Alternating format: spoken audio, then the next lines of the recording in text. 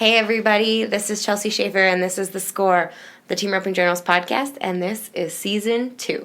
So exciting. I'm so glad it's back. I know. I've missed it. Well, guys, if you hadn't listened to our bonus episode that we released over Christmas with Corey Kuntz about his horse remix, go back and listen to it. I'd love that episode. But this is the first official episode of The Score proper in 2019.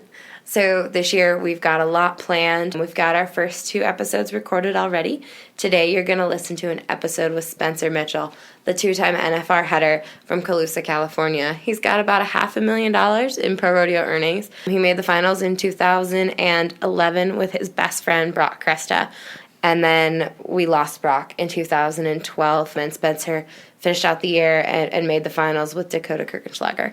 So Spencer, anytime you talk to Spencer, you learn a lot first. Mm-hmm.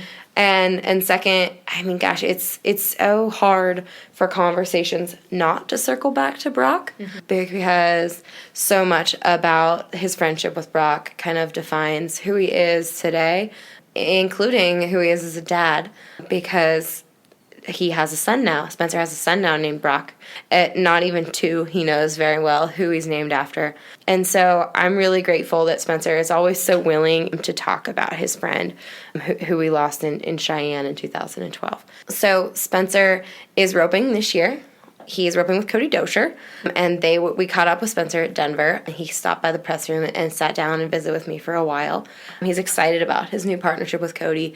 Cody is a multi-event guy. We're going to see him at the timed event here in a couple weeks. He's from Oklahoma. Spencer has known him his whole life, and I'm excited to see what they do this year. They're both so aggressive. Their style is super cool, and Spencer is ready. He's poised. He got to rope with the champ, Clay O'Brien Cooper, last year. Spencer, they parted ways, but Spencer talks about what he learned from Clay and kind of what they've talked about and how their relationship grew roping together just last year. So I hope you all enjoy this episode of The Score. I certainly enjoyed recording it, and thank you all for listening. We were driving down here, and Caitlin had never...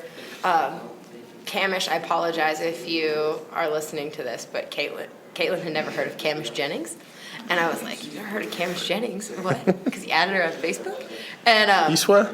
You swear? Yeah. She's like, "Did the You Swear guy add me on Facebook?" I was like, "Yes." I was like, "But he's more than the You Swear guy." I was like, "Have you not heard some of his raps?" And she's like, "No." And then you showed up on the Big Reach promo number 3. Oh, yeah. When we were watching it. Yeah, no, that was a fun video. Those were the days. It was fun. If we could set one of them up kind of in a better environment and stuff, it was a fun video to make with him. Yeah, that was a riot. He was a lot of fun. Did you talk to him? Was he around? Somewhere. He was in L.A. for quite a while. I think he's back in Texas somewhere. That's awesome. There's no telling. No, there's no telling. That would be the best interview on The Score ever. Maybe I think that would. You could score it, probably.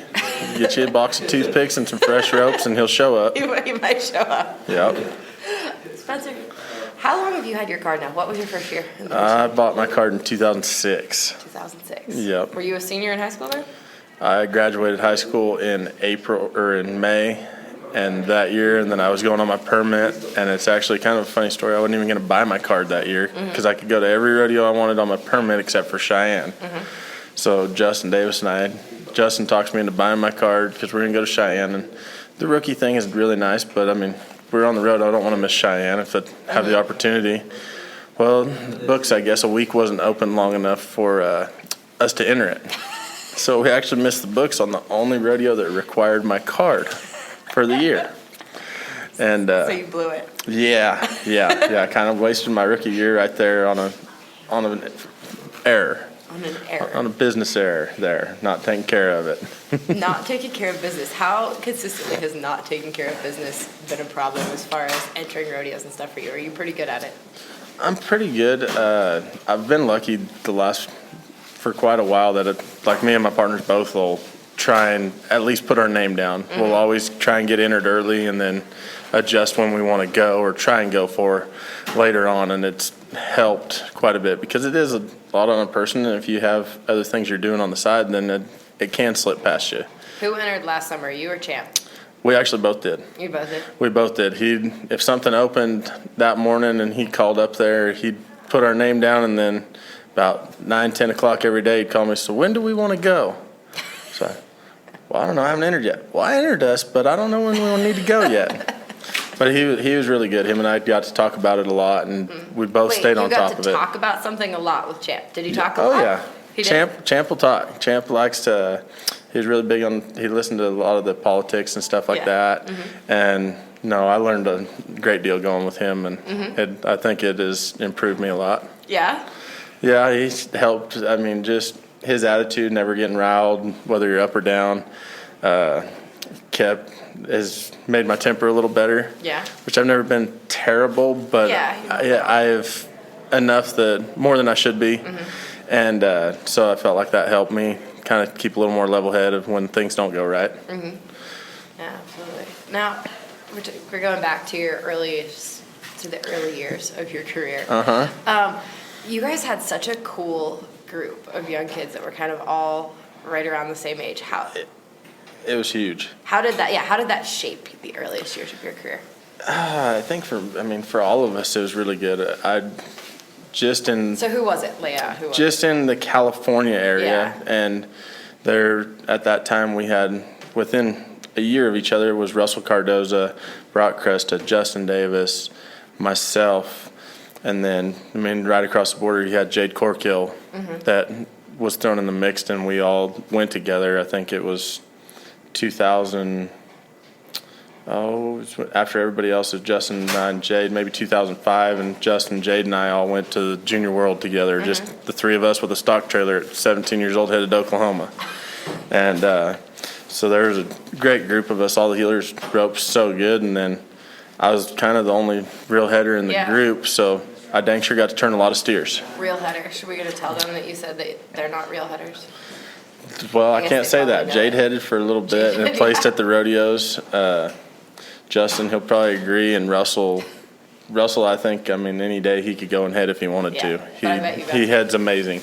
Yeah, I bet you got to turn a lot of steers. I did, and then later when we were high school age, Justin and Broc actually lived at the same ranch there in Cottonwood, and I'd turn 50, 60 steers a day for them, and they'd both head some too, but it dang sure, it doesn't hurt when you have quality ropers to rope with. I might blame a couple of them for ruined head horses over the years, but it dang sure, it was fun. Gosh, I have so many things I want to talk to you about. I guess we'll go, you said something about ruined head horses, and you told me recently that you lost, 5 head horses in 4 years, or some terrible statistic? I've lost 5 good head horses in 4 years. So, or I guess it's been 4 years now.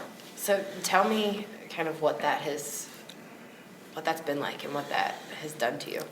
It's been tough. The first horse I lost was Keeper that I made the finals on both times, and it was just a freak accident, jumping a fence. That was a terrible storm? It was just a big windstorm. It was a week after I had my knee surgery in 2014, so it was right before the 30th of December. And broke a tree branch away from his pen and jumped a fence and snapped his leg off jumping the fence. And then just had issues with things getting hurt along the way. It's been tough, but you always got to keep looking for something else, and it's just tough as soon as you get comfortable on one and something small happens. Yeah.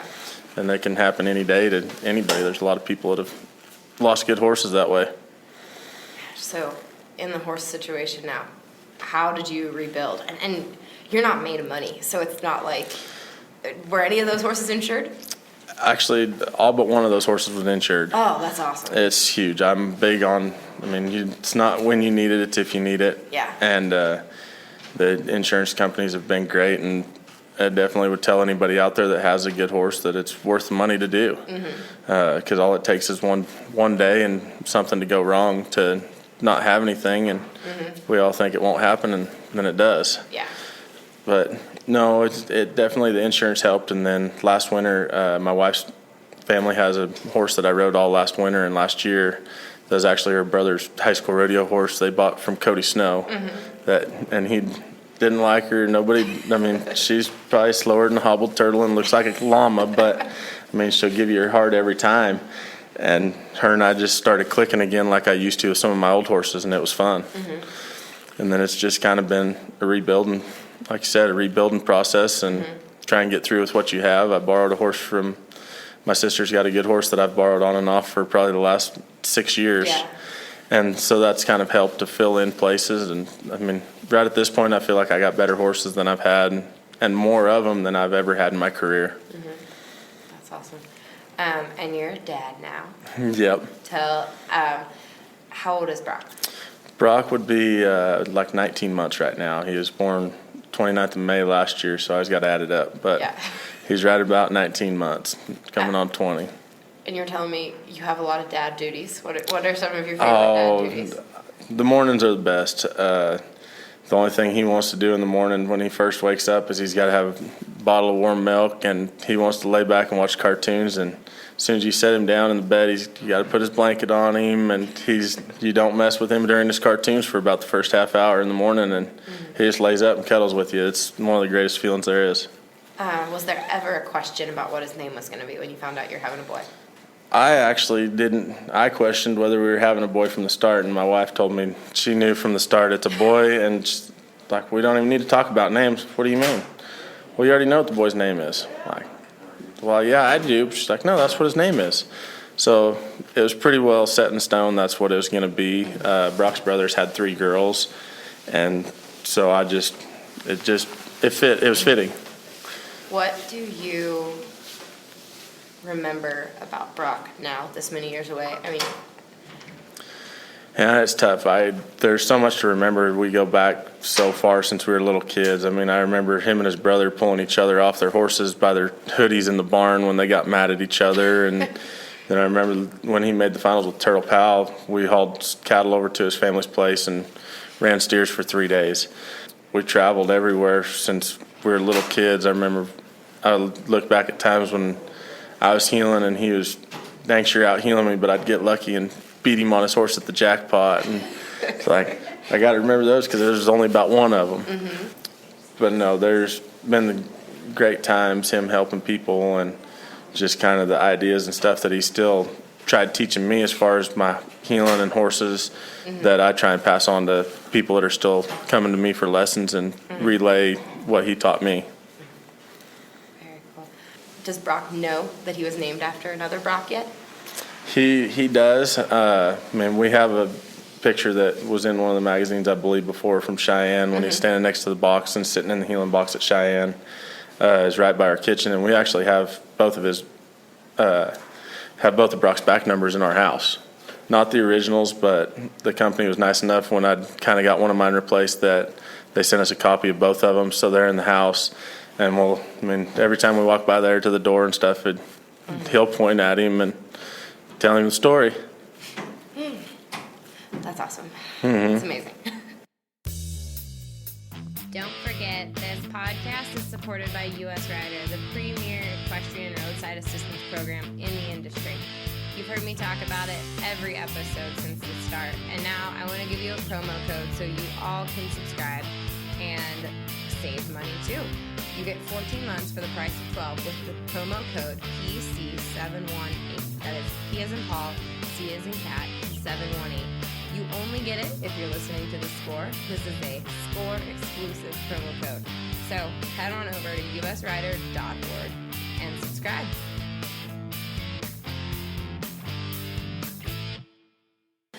Now this year, let's talk about this year a little bit. You've got Cody. Yes. How did you come to that decision? I've kind of jumped around the last couple of years on partners and stuff, and Cody and I have roped together. I got videos from 2003 when we ran steers together in Oklahoma, and he's been roping great the last couple of years, and he was qualified to get into San Antonio, and we thought he was actually qualified to get into Houston, which he missed it by a spot. So I wanted to make sure I kind of had a partner secured and somebody that understand when I try and enter to be able to go home or with my family and stuff, and has his own family going also now. But we've been friends for a long time and thought that it was kind of fitting. I wouldn't have to jump around partners and have a really high quality partner for everywhere that I was going to go that understands me and is good with what I try and do. Is he bulldogging this year a lot, or how are you guys going to make that work? Well, that was actually kind of one of the talks we had before I kind of came to my final decision is I want him to bulldog and do good in the bulldogging as well, but I wanted to know what the priority was. I know with Russell, when he was entering the calf roping a lot, you kind of you'd get up bad and be back and forth. And Cody said that he'd love to bulldog when he can, but team roping was his priority this year. And if he was going to have a good partner, he dang sure was going to look for horses, and that was his number one priority, was to go heel steers. Mm-hmm. Awesome. Very cool. What is your game plan for the year? Everywhere, enter everything you can. I'm gonna enter through the wintertime through all the bigger rodeos, kind of same as everybody says, but I don't venture around through Texas and that stuff. The way it's set up this year, I'm here at Denver, and then I get to fly home and actually be home for 10 days before I have to leave as part of where I flew up here, and then I'm hoping that my family will go with me for a little bit, and I can almost go to Rapid City, Fort Worth, San Angelo, and San Antonio all within about 10 days in February. And then either I can go home for a week or two if I need to, or try and fit it in. Last winter with Jason, we flew back and forth. We'd leave for about 10 days and go home for about 10 days, and it worked really well.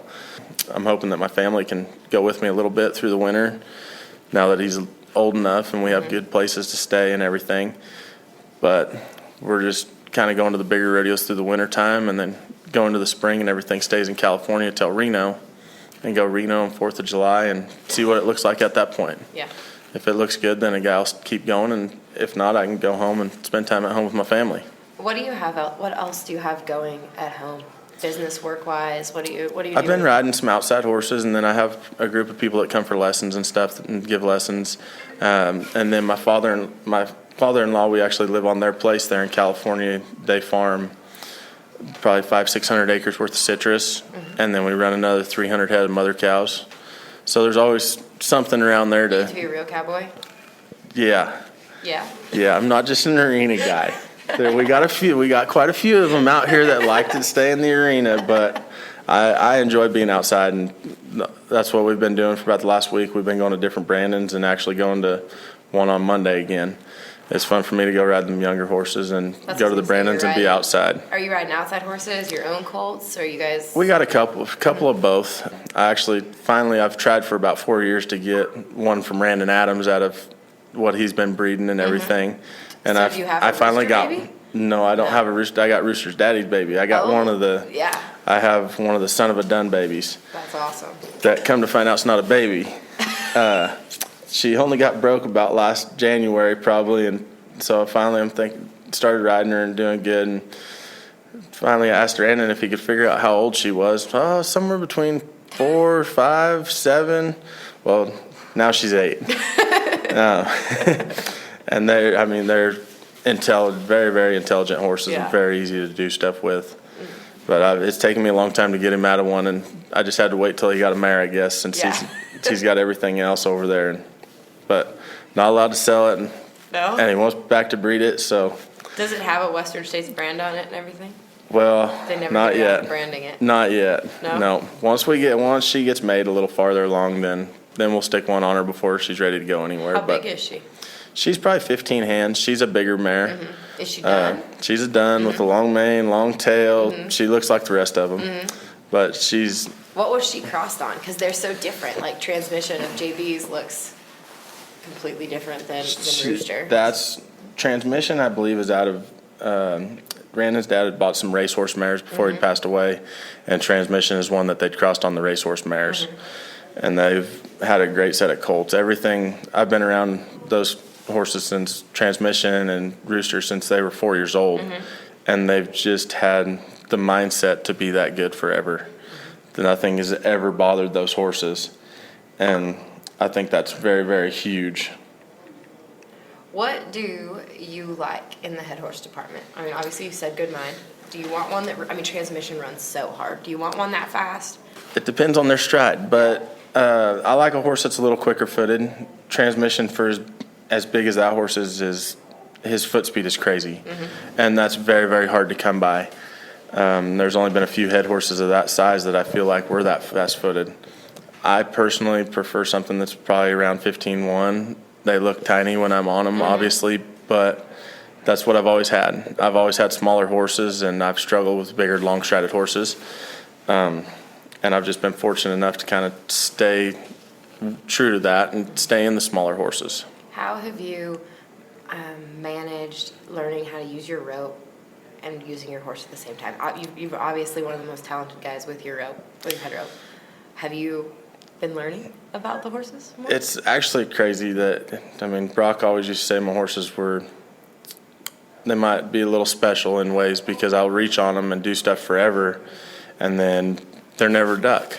And I don't know where my legs are a little bit longer, and I've always tried to make sure, and then I look at my catching percentages also, that the times that it feels, as long as I'll ride my horse for 2 to 3 strides across the line, my catching percentage is a lot higher, and my horses are always running across there. But that's everybody always gets on, or they see my stuff and like, I can't ride him. And then, one great example is BJ Campbell's not a big reacher at times, and I had a bay horse, the good bay horse I had that died, and everybody was getting out run at Colorado Springs, and they thought my horse was slow, and this 4-1 running to the hip. They just couldn't believe that my horses would last that long. I've never had horses that ducked or took my rope or couldn't miss my dallies, and I don't know if it probably does have something to do with my legs are a little bit longer and my arms and everything to where I can hold them and control them, but there's something to it. Yeah. Somewhere, and I don't really know. Do you have a favorite bridle now that you're riding a bunch of colts? Do you have anything that you're really liking starting young horses in? I don't have a lot. I don't have anything that's real that I pick out. A friend of mine had made a copy of a Greg Darnell, which was in a shank snaffle with a square bar twisted into a shank snaffle, and it's been a very good bit to start stuff in. But I jump around. I might go to the arena one day and take one bridle with 8 horses. Because Les Vogt told me a while back, he's like, you just change them up all the time and they don't get used to anything, and then they're still responsive and respectful to you. So I only have a couple horses that have one bit. Everything else, if I get something new, I play with it, or if I trade for anything, I want to ride it on something. Yeah. And you get used to it. And they feel different and everything. I'll ride horses in different bridles than my wife will ride them in. But I only have one horse that has only one bridle she ever gets rode in. And that's because I don't know why. You can put the biggest bit in the world on her and she'll run off, and you put a little chain bit on her and you can slow her down. And I don't know why. So we talked to you doing the real cowboy stuff. Are you doing any citrus farming stuff? I try not to do too much sod busting. Yeah. Is that what it's called? I couldn't know less about it's just citrus farming. No, it's just they have a spray company and stuff, and they have a big group. My father-in-law, actually, all 4 of my brother-in-laws work for him there, spraying and running the company and stuff. So they pretty well have it. They have it handled pretty good, and I don't know if they really want me driving one of the tractors yet. So they kind of, it's really well around there. My father-in-law, kind of the barn's my responsibility to keep his horses in shape and keep everything. And we got a lot of horses that he owns a lot of the horses I ride he owns, but he can show up and rope. And before Vegas, they practiced every day and tried to take care of that for them. Very cool. Well, Spencer, thank you so much. You're welcome. Good luck. Thank It's you. going to be a fun year. Cody Doescher's roped so good for so long. I hope. He has. He's done good last year. I didn't even really remember him rodeo much after July, and he still ended up in the top 35. Yeah. And has kind of focused on bulldog in the last couple of years, and for him to step back and want a team rope is really big. Yeah, I think it's awesome and really an exciting prospect. So good luck. It's going to be a fun year. Thank you. Thank you. I am so glad Spencer took the time to sit down with us and talk to us on the score. I hope you all enjoyed this. If you did, remember to like and share this on your social media accounts. And then remember, please, to leave us a review on iTunes, SoundCloud, Stitcher, however you're listening. We are on multiple platforms now. We are now on Google Play. We are now on Spotify. So if you have a friend that doesn't maybe have an iPhone, but they have a Droid, an Android phone, some Google-based product, they can still listen to the score. You can listen to it on your work computer, on SoundCloud. It's easy to kind of access any which way. So we hope you're listening to it. We hope you're telling your friends about it. We hope we are giving you things to talk about in the rope and pen with your buddies, because I think there are lots of cool little tidbits that we are picking up from these top cowboys, and we appreciate you all so much. So thanks for listening, and have a great end to the month of January, and we will talk to you next week.